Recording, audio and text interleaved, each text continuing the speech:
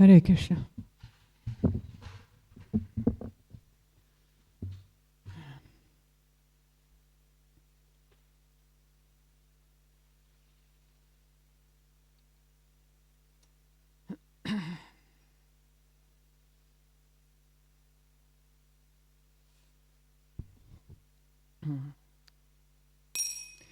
Jaya Radha Madhava Kunja Bihari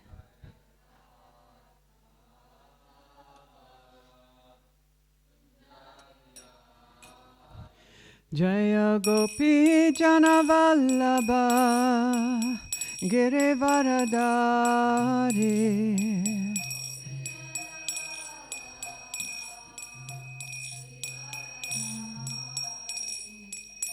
Yashodanandana Braja Janaranjana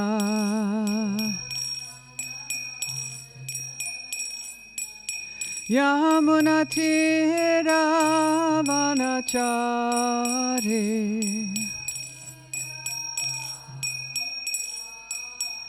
Jaya Radha Madhava Kunja Bihari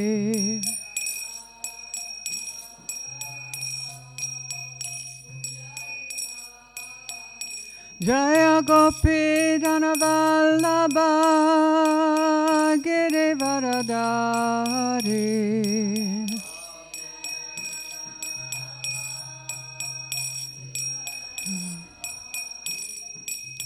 Yasodanandana Braja Janaranjana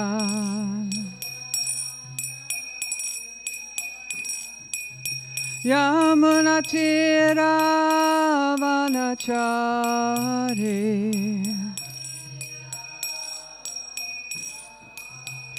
Jaya Radha Madhava Kunja Bihari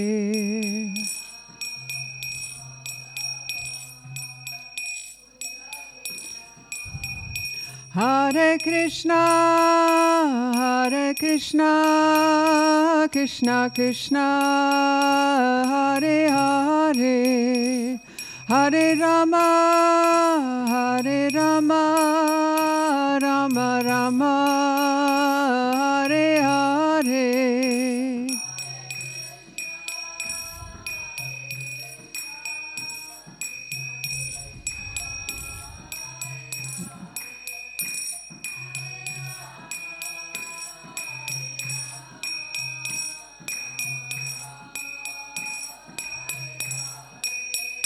Hare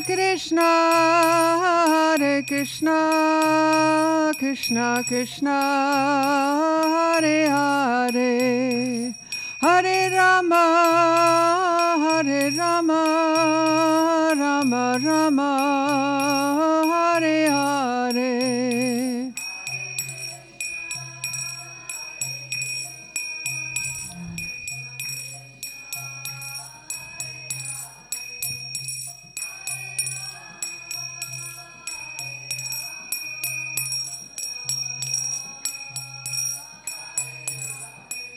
Jaya Prabhupada, Jaya Prabhupada, Prabhupada, Jaya Prabhupada.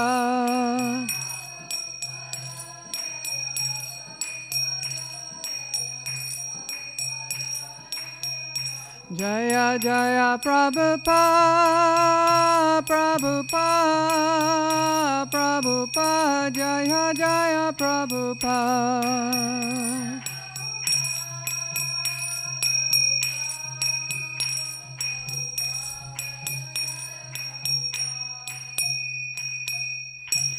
Jayam Vishupad Paramahamsa Parivarajakitar Astatar Sattahisa Shila Asa Bhaktivedanta Swami Shila Prabhupada Ki Jai. ISKCON BBT Founder Acharya Shila Prabhupada Ki Jai. Ananta Gauri Vaishnava Vrinda Ki Jai. Nitai Gaura Premanandi. Shishi Radha Govardhana Ki Jai. Shishi Krishna Balaram Lord Giriraj Lord Nrsingadev Ki Jai. Shishi Gaurnitai Ki Jai. Hare Krishna, Hare Krishna. Om Namo Bhagavate Vasudevaya. Om Namo Bhagavate Vasudevaya. Om Namo Bhagavate Vasudevaya. Hare Krishna, everyone, and welcome to this morning's Srimad Bhagavatam class. Excuse me, could somebody bring me that mat for my feet? Sorry. Yep, thank you so much. Thank you. Beg your pardon? No, that's perfect, thank you. Okay, so we are reading out of the third canto of Srimad Bhagavatam, chapter 14, entitled Pregnancy of Diti in the Evening, and today we are up to text number 50. Right. You can all see that up there. Okay, please repeat. Antar bahischa malamab janetram svapurusechanu grihitarupam potrastavashi lalana lalamam drashtas purat kundalamanditananam antar bahischa malamabjanetram svapurusechanu grihitarupam potrastavashi lalana lalamam drashtas purat kundalamanditananam. Somebody like to chant?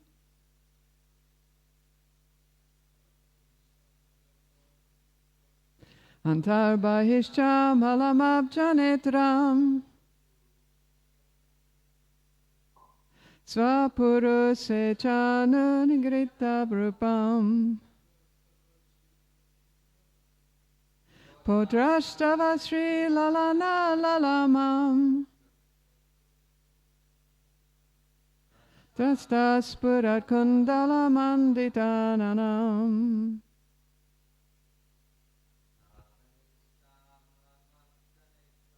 Antar bahischa malamabjanetram svapurusechanu grihitarupam potrastavashi lalana lalamam drashtas purat kundalamanditananam. Okay, any of our ladies would like to have a go? Antar bahischa malamabjanetram svapurusechanu grihitarupam potrastavashi lalana lalamam drashtas purat kundalamanditananam. Okay? Right, we move on to the word for word. Please repeat. Anta, within. Bahi, without. Cha, also.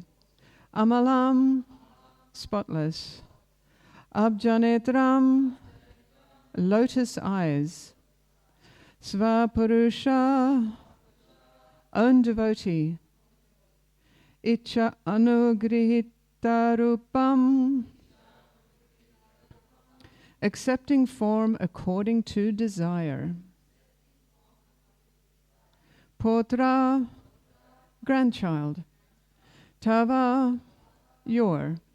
Shrilalana, beautiful goddess of fortune.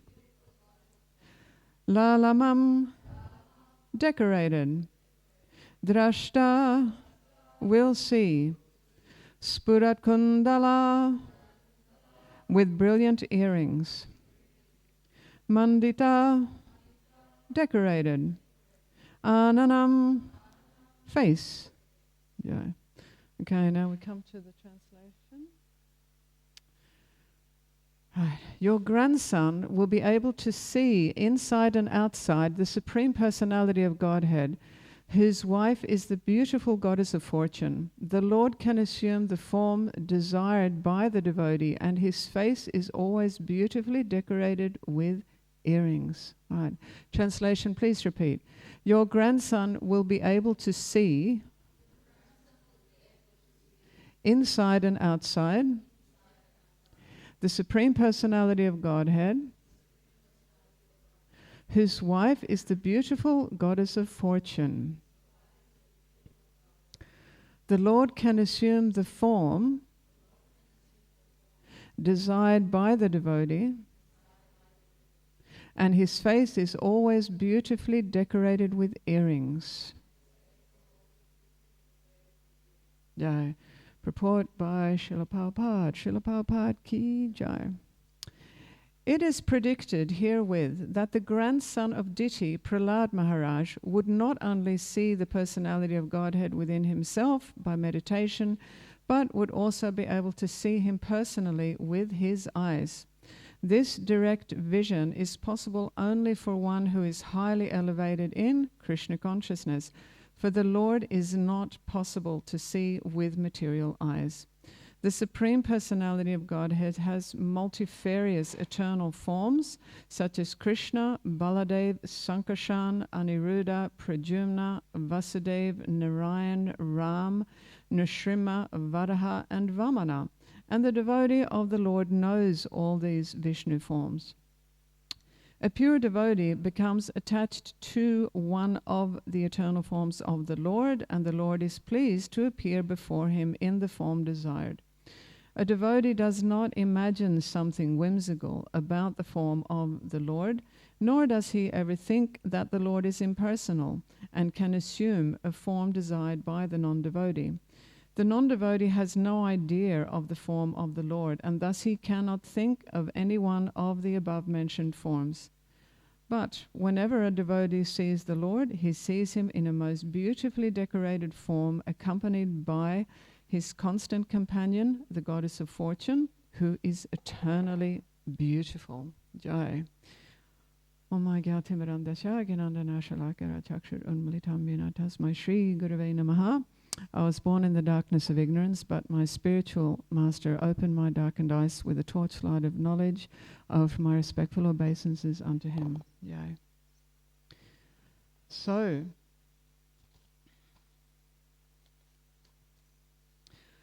we're coming to the end of this chapter now, right? Chapter 14, Pregnancy of Diti in the Evening. There's just one more verse after this one. And this chapter has, of course, been discussing Diti's and Kashyapa Muni's conception of these two demons, Hiranyakashipu and Hiranyaksha, who are none other than Jai and Vijay, who were cursed to take birth as demons. So at this point in the chapter, we're hearing from Kashyapa Muni that despite of him and Diti having conceived these two demons, their grandson will be a pure devotee of the Lord, and that, of course, is Prahlad Maharaj. So in particular today, in today's verse, we're going to be looking at the personal qualities of Prahlad Maharaj, specifically this quality of being able to see the Lord both within and without, both inside and outside. But first I want to address another couple of topics very quickly. Right, so on this slide here, right, we have images of three famous personalities appearing within the pages of Srimad Bhagavatam, right? Okay, so on the left-hand side, we have Sri Prahlad Maharaj. In the middle, we have Vibhishan Maharaj. And on the right-hand side, we have Bali Maharaj, right? So all these three personalities, they share two very important features within their personal profiles, we could say. Right, one is that they are all great devotees of the Lord, and the second one is that all of them were born into the demon race, right, into the demoniac lineage, their families, right? So Prahlad Maharaj, his parents are, of course, Hiranyakashipu and Kayadu. Now, Kayadu was said to be somewhat devotional. And this, of course, was Prahlad Maharaj and Lord Nrsimhadev. This all happened in Satyayuga, right? And Vibhishan, right in the middle there. So Vibhishan Maharaj, he is the youngest brother of Ravan, right? So there was Ravan and Kumbhakan and Vibhishan. So Ravan and Kumbhakan are, of course, Jai and Vijay again. Then, so the parents of Vibhishan and Ravan and Kumbhakan were Vishrava Muni and Kaikeshi, right? So that's happening in Treta Yuga. And then we had Bali Maharaj, who is the grandson of Prahlad Maharaj, and his parents were Vishrava Muni and, Virochana, right? So Virochana is Prahlad's son. So Virochana is the father of Bali Maharaj, and his mother is Vishalakshi. Now, I think the pastime with Lord Vamanadev, was that Treta Yuga or Satya Yuga? Maharaj, you know? I think it's Treta Yuga. I'm fairly sure it's Treta Yuga. I couldn't actually find a reference for it. But, you know, one of our important Vaishnava teachings is that an individual should be known by their personal merit, right? In other words, by their personal qualifications, by their actions, by their consciousness, actually, rather than whichever family they happen to be born into. Right, and we know that, you know, this has become a bit of a problem in India, where there is still this sentiment of valuing a person or judging their character simply by the family that they are born into. Right, but this is not supported within, you know, our Vaishnava teachings, and this becomes very evident when we look at these three personalities, right? So Prahlad Maharaj, we know that he became famous. He was a very staunch devotee of the Supreme Personality of Godhead, even though he was threatened, right, so much by his father, who was trying to kill him. His father would send his soldiers to try and finish him off in so many ways. But Prahlad remained undisturbed, you know, undisturbed by these attempts on behalf of his father. He actually just remained compassionate towards his father, because he could understand that his father, Hiranyakashipu, was actually bewildered by the material energy. So this is, you know, a little 5-year-old Prahlad. And then Vibhishan Maharaj, so he became famous due to his strong devotion to Lord Ramachandra, right, who is, of course, none other than Krishna, appearing as the ideal monarch. Right? So Vibhishan was living in the midst of a demonic royal family, and that was the royal family of Lanka in Treta Yuga. So, you know, Vibhishan was totally different in his personal character to his family members and the rest of his relatives. And it is said that, you know, that royal family, they always sort of looked upon Vibhishan, you know, with a bit of a suspicious eye. Oh, you know, he's a bit different from us. You know, he's not really behaving like a demon. And of course, eventually Ravan banished Vibhishan from Lanka. And then Vibhishan, as we see in the bottom image in the middle, Vibhishan went to Lord Ramachandra and took shelter at his lotus feet. Right, that was the time when Lord Rama and the Vanara army, headed up by Sugriv Maharaj, they had arrived in Lanka to declare war on Ravan and his soldiers in order to rescue Sita Devi, and of course that was successful. And actually Vibhishan ended up guiding the course of the war to help Ram overcome, you know, to win the war. And then Bali Maharaj. So as Prahlad Maharaj's grandson, Bali Maharaj was also in the midst of demons, right, including his own family guru, Shukracharya. Right? So Shukracharya had actually advised Bali Maharaj to not give Lord Vamanadev, who is the Supreme Personality of Godhead, to not give Lord Vamanadev what Lord Vamanadev was asking for, and that is, of course, these 3 famous steps of land. So actually Bali Maharaj became famous for disregarding his own guru's instruction, right? But in this particular case, that instruction was demoniac, right? Because it's actually demoniac to not give to the Supreme Lord what the Supreme Lord is asking for. So, you know, all these three great devotees of the Lord, they actually showed the world that regardless of which family one is born into, and regardless of, you know, which abominable worldly or material circumstances a devotee is born into, they should still offer proper homage to the Lord, and they should actually become a devotee of the Lord. You know, this is actually proper human behavior. It can also show us, you know, like in our own personal lives, right, regardless of how abominable or debauched our own personal worldly or material circumstances may be, like for example our family, you know, if the family that we've come from, they may be engaging in, you know, so many sinful activities, still we should never succumb to degraded behavior, right? We should try and protect our consciousness, protect ourselves, right, and stick to religious principles, so that our consciousness and hearts do not become polluted and impaired, right? This word impaired means weakened, right? If the heart becomes weakened due to material influences, then what ends up happening is we engage in sinful activities. So, you know, sticking by religious and moral principles is not actually easy to do, especially in Kali Yuga.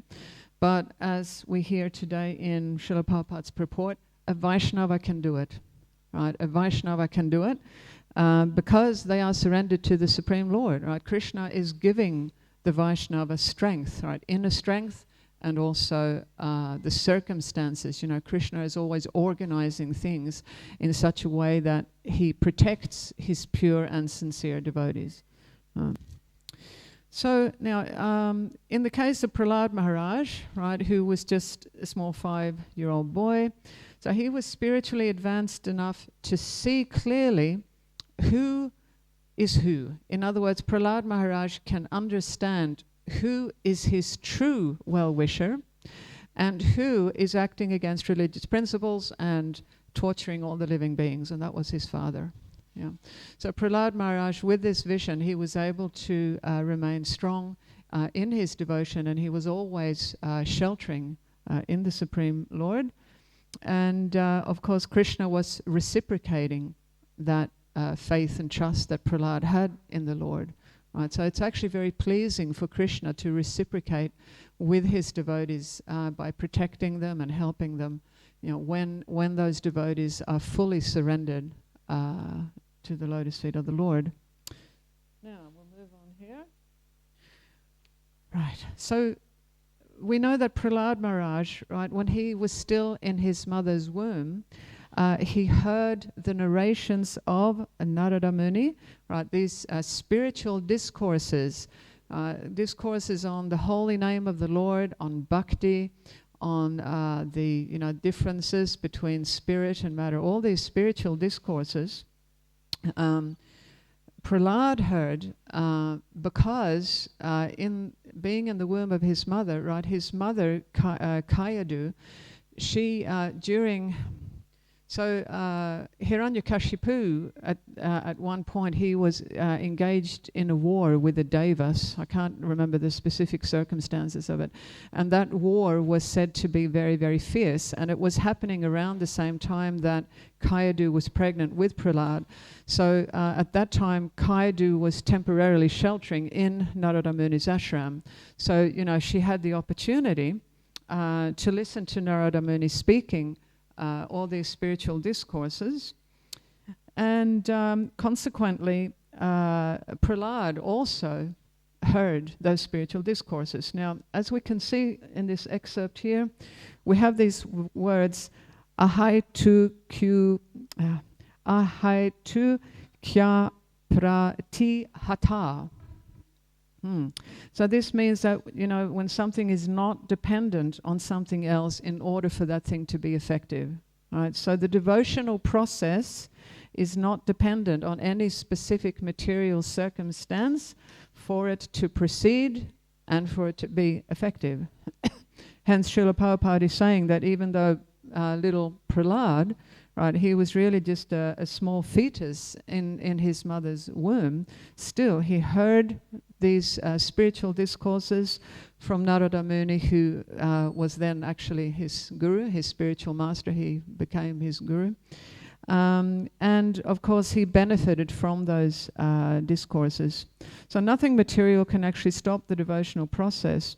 And I'm going to divert our conversation a little bit at this point away from the pastime of Prahlad Maharaj, which is in Satya Yuga, and I want to bring it back to right now in our Kali Yuga, right? Because there are other Vaishnava pastimes whereby we hear that personalities, they were in very odd material settings or very odd material circumstances, right? But somehow or other they had the good fortune of still hearing Krishna's holy name and hearing spiritual discourses, right? Even though it wasn't their intention, and then they became purified by that hearing, and they benefited from that. So one such pastime that we know about, right? This is when this envious Ramachandra Khan, right? Ramachandra Khan was a landlord in Benapola, right? So the landlords, I think they used to call them zamindars, right? He was a zamindar of Benapola at that time when Haridas Thakur was staying there, right? So this zamindar, he wanted to dishonor Haridas Thakur because he felt threatened, right? Haridas Thakur, right, who was born into a Muslim family, he was such a great devotee of Lord Chaitanya, always chanting Krishna's names.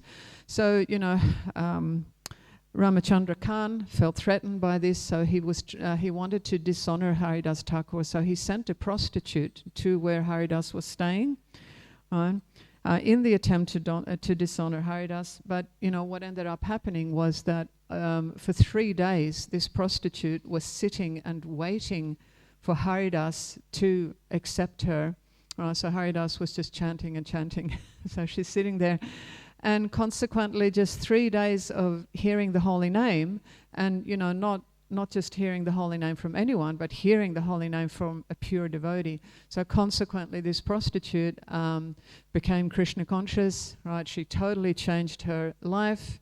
She gave up everything that she had, and she became a disciple of Haridas Thakur. And the other circumstance that comes to mind is very recent, very, very recent. It was actually last Sunday, right? So on Sunday, our Harinam party went to Nimban Mardi Gras Festival, right? So if any of you don't know, Nimban is the drug capital of Australia, and it is very close to where we are now. Now, in this particular festival, you know, pretty much everyone who goes there, which I would say would be probably a few thousand people, you know, nearly everyone is smoking marijuana. And on that, for this particular festival, the police can't actually arrest people because they, you know, where are they going to put 3,000 people, 4,000 people? And, you know, the interesting thing is, like, these people, they go there for the purpose of smoking marijuana, and they go there for the purpose of trying to legalize marijuana, you know, because it's intoxication. But then, you know, along comes our Harinam party. And because everyone is more or less, you know, half conscious, you know, because they're all been smoking marijuana, they're all in a very jolly, smiling mood. Their defenses are down. And consequently, we got smiles all the way up. You know, we're going all the way up the footpath, across the street, all the way up. And then we did it about 3 times. And everyone is just smiling and... So, you know, this is, so they're hearing the holy name, and they're taking in the holy name, and they are becoming purified by that. All right, so even though that was absolutely not their intention. So, you know, we can actually think of lots of circumstances like this where the material arrangement, shall we say, was not intended or set up to hear the holy name, but still the devotional process moves along, and people, you know, become purified. So now returning to our pastime with Prahlad Maharaj. Right. So this particular quality of Prahlad Maharaj that is addressed in today's shloka and in Prabhupada's purport, right? So you know, due to Prahlad's spiritual advancement, which came by the grace of Narada Muni, Prahlad was able to see Krishna, specifically Lord Vishnu with his consort Shri Lakshmi Devi. That's what we hear in the verse today in the translation. He was able to see Krishna both inside himself and outside himself. And as Srila Prabhupada says, this is possible only for one who is very spiritually advanced. So Prahlad Maharaj was actually always in trance, right? He was always in Krishna consciousness, and this is how come he could remain fearless when he was being threatened with death so many times. And he was sheltering in Krishna. Now, okay, so Srila Prabhupada is giving an analogy with regards to a pure devotee like Prahlad being able to see Krishna both inside and outside. Prabhupada says that just like the sunshine is present everywhere, Krishna is also present everywhere. And there are actually so many Vaishnava literatures that confirm Krishna's omnipresence within the universes, or all the universes. So, you know, for example, in Bhagavad Gita, we have shlokas 7.7, 9.4, 9.10, 13.16. I'm not going to read all of them out. That they are discussing this subject, that, you know, the entire cosmos is emanating from Krishna, and he is present everywhere in various ways, right? Both inside and outside, both directly and indirectly also. Right? So I will read one of the shlokas, 13:16. So the translation for this is, the supreme truth exists outside and inside of all living beings, the moving and the non-moving. Because he is subtle, he is beyond the power of the material senses to see or to know. Although far, far away, he is also near to all.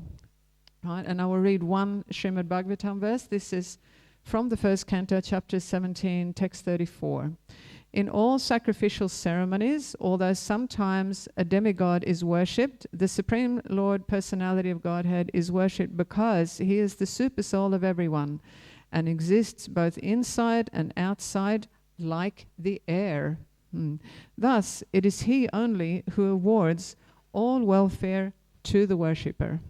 Excuse me 1 second.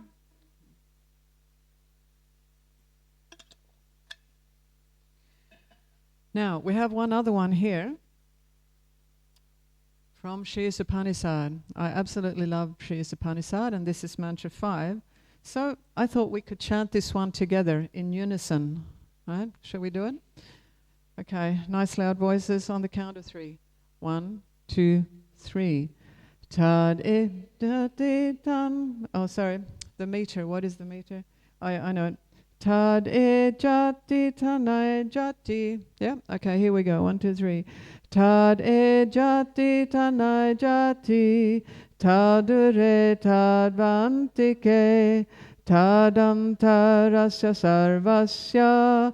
Tadu sarvasya shabayatha. And the translation, 1, 2, 3. The Supreme Lord walks and does not walk. He is far away, but he is very near as well. He is within everything, and yet he is outside of everything. Right. So in this way, there is absolutely no shortage of Vedic texts that confirm Krishna's omnipresence. But, you know, due to our own lack of Krishna consciousness, we cannot see him, right? Our eyes are not qualified to see him. At least I will speak for myself in this case, you know, because I can't actually speak on behalf of other devotees. But, you know, somebody like myself who materially contaminated and conditioned, it might take some time. You know, I mean, goodness knows how long it will take me. It might take me a few lifetimes. But, you know, the endeavor, the effort has to be there. And actually, the qualification that is needed to see Krishna, both inside and outside, it is actually pure love for Krishna. This is the qualification that we are endeavoring to develop. to cultivate. Now, Srila Prabhupada is teaching that one must know how to connect with Krishna. And Prabhupada says this is the Krishna consciousness movement, learning how to connect with Krishna, learning how to understand Krishna's position, and learning to understand like what is our position in relation to Krishna. But in Krishna book 47, Srila Prabhupada is also teaching this, right? Krishna is always intermingled with everything as cause and effect. Not only the gopis of Vrindavan, but all living entities are always inseparably connected with Krishna in all circumstances. Isn't that nice? Yeah.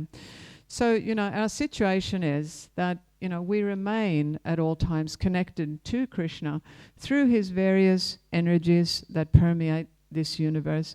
We know we also remain eternally connected to Krishna through Paramatma, through Supersoul. Right? Krishna is eternally present in our hearts as the Supersoul. He's acting as Chaitya Guru. He's guiding our lives, or at least attempting to guide our lives if we can perceive him and respond accordingly. But our task is this, right? Learning how to connect with Krishna personally, right? How to become properly situated as his personal loving devotees, as his personal loving servants, right? And eventually then, we will be able to see him both inside and outside. And our example in today's shloka is Prahlad Maharaj, right, who was so qualified that he could see Krishna everywhere. Right, so we can understand from this that Prahlad's personal relationship with the Supreme Personality of Godhead was already established. It was established. Now, in Bhagavad Gita, chapter 6, text 29, Krishna says, "A true yogi observes me in all beings and also sees every being in me. Indeed, the self-realized man sees me everywhere." Right? And this was Prahlad Maharaj's position. Right? Prahlad was the perfect yogi. He was the perfect bhakti yogi. Right? He was always offering everything to Krishna. He was always sheltering in Krishna. He was always performing devotional service for Krishna. Right? But, it is not that we ourselves do not also have ample opportunity to learn how to develop and to establish our own loving personal relationship with Krishna, right? By the grace of Srila Prabhupada and by the grace of all our past acharyas, right, we actually have the perfect system. We have the perfect means by which to reawaken our long-lost love for the Supreme Personality of Godhead, for Krishna, and then ourselves to become properly situated in our relationship to him, right, as his loving servants. Right. Now, another point here, another interesting point. So even though devotees maintain this desire, right, to constantly see Krishna, both within and without, I don't know about you, but for me, that's something like, wow, if I could always be seeing Krishna. But Srila Prabhupada has taught this, that his guru, in other words, Srila Bhaktisiddhanta Saraswati Thakur, he would say, don't try to see Krishna, try to become seen by Krishna. Right? Because if you can draw Krishna's attention, even just a little bit, then immediately your life will become successful. Yeah. So if we can try and act and think and talk in such a way that somehow attracts Krishna's attention, well, according to Srila Prabhupada, then our life will become successful if we can manage this. Now, I want to finish on the last topic here for today. All right, so Srila Prabhupada is discussing this. It also comes in the verse itself, that devotees tend to become attracted to a particular form of Krishna. All right, Prabhupada says that Vaishnavas, they know all the various forms of Krishna and how Krishna is appearing in his various incarnations. And this is true. I mean, in our ISKCON yatras, right, we are studying this. We do study this, and we are learning about how Krishna appears in his various forms and why he appears in the particular forms that he does. Right, so Prabhupada is commenting that, Krishna is happy to appear before the devotee in the particular form that the devotee favors. Actually, I don't know if any of you remember, but in Vrindavan, in our ISKCON temple, Krishna Balaram Mandir in Vrindavan, so out the back entrance, right, they've sort of changed it around now, but that block that is our Krishna Balaram Mandir ground. So out the back there is an entrance to that laneway. Now for many, many years, just outside our gate, there was a Ram Bhakta sitting there. I don't know if any of you saw him. Yeah, he would be playing on his some sort of veena or tambura, and all day he would be singing shlokas, about Lord Ram, glorifying Lord Ram, and shlokas for Ram. And I think it was Mahadevi. She said she asked him one day about this, and he said, "Well, I'm just a Ram Bhakta. This is just how it is." He's very, very dedicated to Lord Ramachandra. Also, we know, for example, Hanuman, the eternal servant of Lord Ram, very, very dedicated to him. And, we also hear of some ISKCON devotees, for example. I've heard of some ISKCON devotees being particularly attached to Lord Nrsimhadev. And also, we know, like in some of our ISKCON temples, sometimes we have Radha Krishna, and sometimes we have Rukmini Dwarkadish. So devotees may become more attracted, to one form than another. Right, so Krishna is pulling on our heartstrings, right, according to our individual propensity, our individual inclination to serve him in a particular way. And Srila Prabhupada says in the Nectar of Devotion that generally a devotee is not inclined to change his devotion to worship another form of Krishna once he has become attached to one particular form. I thought that was quite interesting. And also Prabhupada is saying that this inclination for a devotee to be attached to a particular form of Krishna, that this is actually very natural. He says it's natural, a natural inclination. And Prabhupada uses the word originally attached, like that the devotee is originally attached to a particular form of Krishna. So I know for myself, I'm attached to a number of these. And I was trying to think yesterday, is there one that I'm feeling more for in my heart than the others? And I was thinking, no, there are a few, definitely like this. Anyway, look, thank you everyone for listening. So I'm going to finish the class, and I'm just wondering if anyone would like to add anything or ask a question or... Hare Krishna. Yes, Prabhu? Do we have a microphone for the Prabhu? Thank you for attending, Maharaj. Thank you.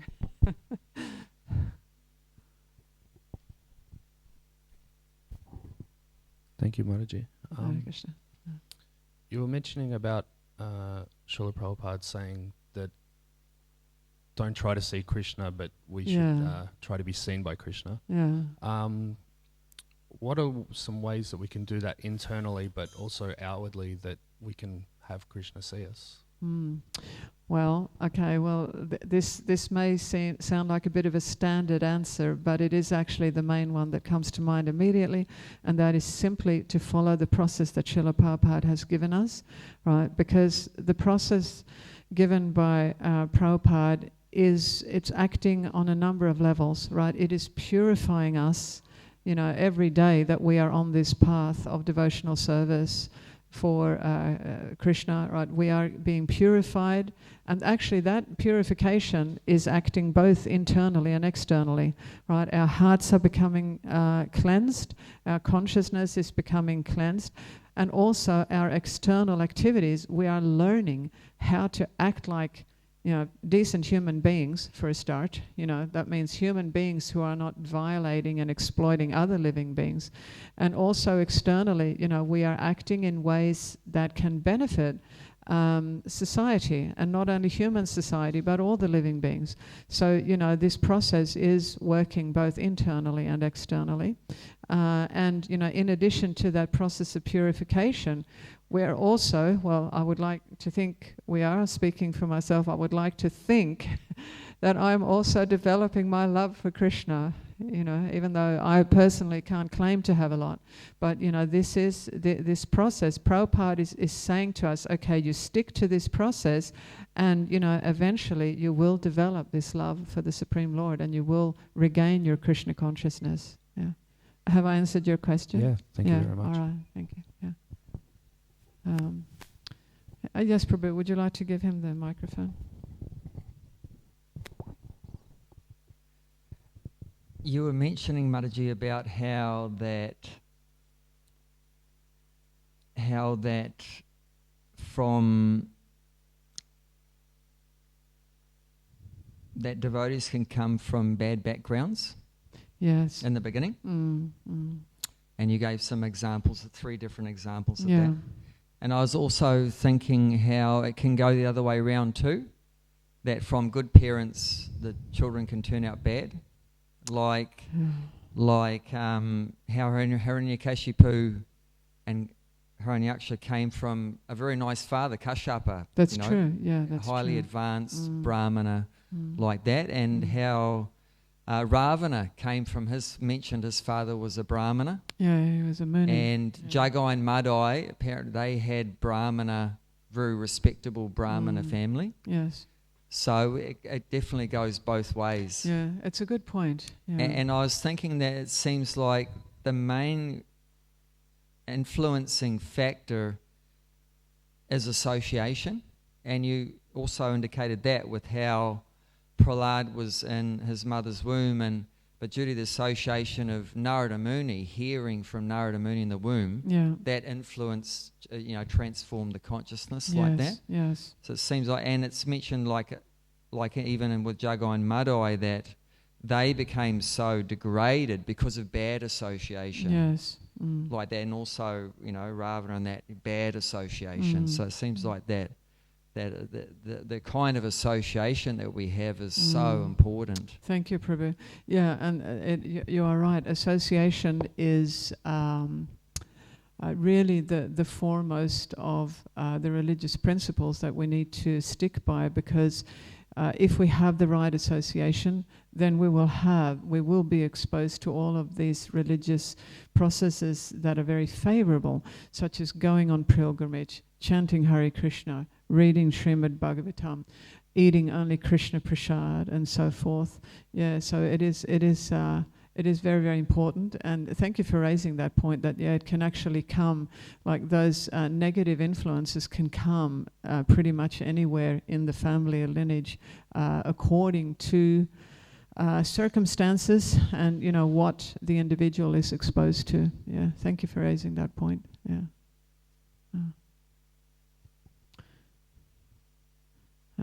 Would anyone else like to make a comment or ask any question? Well, can I ask another question? Yes, Prabhu. Yeah. Just speak into the microphone, please. Yeah. I was just thinking how this verse mentions, and you also talked about how the Lord manifests in a form according to what pleases the devotee. Yes. How that really indicates the love, not only the devotee, we know the devotee is developing love for the Lord, but the Lord's love for his devotee, that the Lord is trying to please the devotee. Yes. So it's amazing, we're thinking about serving the Lord, but the Lord at the same time is thinking how to serve us and please us. Yeah, it's true. So it's just incredible. Like we say, love is a two-way thing. It's not one way.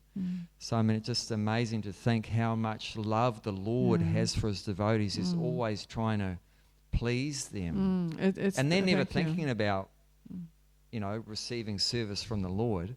But the Lord is doing that automatically. Yeah, thank you. Yeah, it's just this point that you're raising. It's a very nice meditation in itself.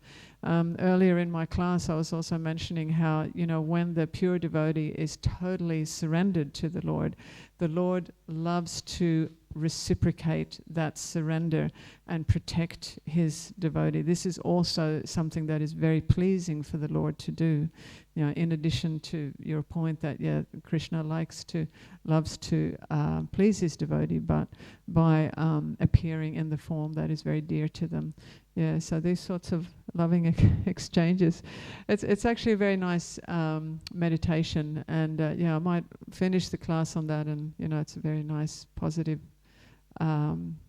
realization. All right, thank you everyone for coming. Jai Srimad Bhagavatam ki jai, Srila Prabhupada ki jai, Nitai Gaura Premanandi Haribol.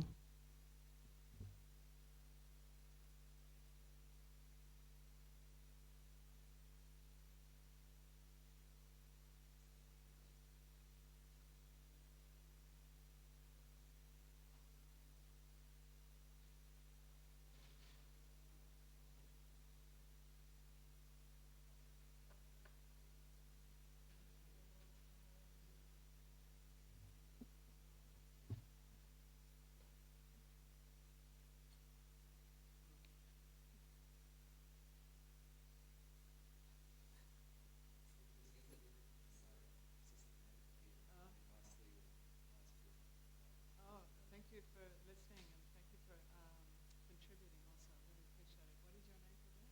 What is your name for this? Bhagavatam Das. Bhagavatam Das. Wow, Das I don't is the speak main his word. name. Yeah. And your name? Jayanti. Jayanti. Very nice meeting you. Thank you for this.